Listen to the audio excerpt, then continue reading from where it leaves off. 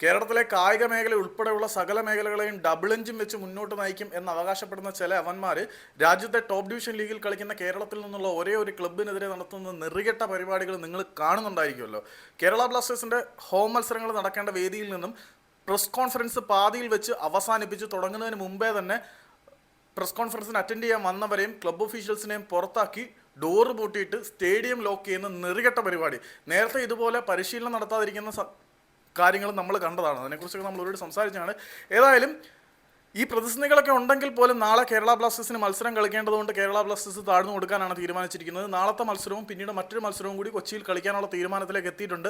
അല്ലാത്ത പക്ഷം ഇവന്മാർ തോന്നുന്ന പോലെ ഉയർത്തുന്ന പ്രതിഫലത്തിന് ഒപ്പിച്ച് കളിക്കാൻ പറ്റില്ല എന്നുള്ള ഡിസിഷനിലേക്ക് ബ്ലാസ്റ്റേഴ്സ് അധികൃതർ എത്തിയിട്ടുണ്ട്. ഏതായാലും 2 ഹോം മത്സരങ്ങൾ ബ്ലാസ്റ്റേഴ്സ് കൊച്ചിയിൽ കളിക്കും. പിന്നീടുള്ള മത്സരങ്ങളുടെ കാര്യത്തിൽ വഴിയെ തീരുമാനമെടുക്കും എന്നാണ് അറിയാൻ കഴിയുന്നത്. ഇവന്മാരുടെ ധാർഷ്ട്യം സഹിച്ചിട്ട് കൊച്ചിയിൽ അങ്ങനെ ഉണ്ടാക്കേണ്ട കാര്യമൊന്നുമില്ല. കേരളത്തിന് പുറത്തു പോയാലും കുഴപ്പമില്ല എന്നാണ് ഞാൻ ഉറച്ചു വിശ്വസിക്കുന്നത്. ഏതായാലും ഈ നെറികെട്ട ഭരണകൂട ഭീകരതയുടെ എനിക്ക് പറഞ്ഞാൽ കൂടിപ്പോവും. ഈ GCD നടത്തുന്ന പരിപാടികളുണ്ടല്ലോ, ഈ സ്പോർട്സ് കൗൺസിൽ നടത്തുന്ന തെമ്മാടിത്തരങ്ങളെക്കുറിച്ച് നമ്മൾ നേരത്തെ കുറേ പറഞ്ഞിട്ടുള്ളതാണ്.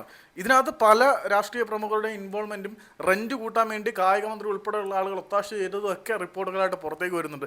ഏതായാലും കായിക മേഖലയെ ഉദ്ധരിക്കും എന്ന് പറയുന്നവന്മാർ ഈ ഒരു ക്ലബ്ബിലെയും പിന്നിൽ നിന്ന് കുത്തുന്നുണ്ട്. വേറെ വഴിയില്ലാത്തതുകൊണ്ട് നാളത്തെ മത്സരം ബ്ലാസ്റ്റേഴ്സ് കൊച്ചിയിൽ തന്നെ കളിക്കും. പിന്നീട് ഒരു മത്സരവും കൊച്ചിയിൽ കളിക്കും. അതിനുശേഷം ബ്ലാസ്റ്റേഴ്സ് എങ്ങോട്ടെങ്കിലും മാറാനാണ് സാധ്യത.